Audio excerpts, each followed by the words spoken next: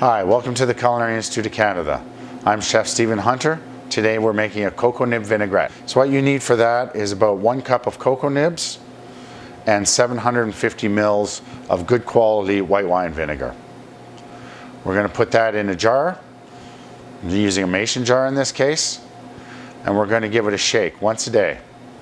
In about a week, you're going to strain it through a fine sieve, strain out the cocoa nibs, and you're going to have a very nice flavored vinegar. Okay, let's get started making our vinaigrette. Our vinegar is ready. We've got 1 teaspoon of Dijon mustard, 3 tablespoons of maple syrup, 3/4 of a cup of our cocoa nib vinegar, 2 cups of canola oil, 1 cup of olive oil, salt and pepper to taste. You can put all the ingredients in a shaker jar, seal the lid, give it a good shake. After you've got it all mixed, taste it, season it with salt and pepper.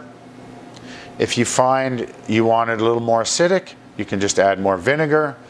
If you find it too acidic, just add a little more oil. And we've got our local green salad and our cocoa nib vinaigrette. I personally like dressing the greens after they're in the bowl, then everybody can kind of put on their own amount of dressing that you want. So there you have it. We made the cocoa nib vinaigrette. We're dressing it on local greens. It's a delicious part of this nice barbecue we prepared on a Saturday afternoon here at the Culinary Institute.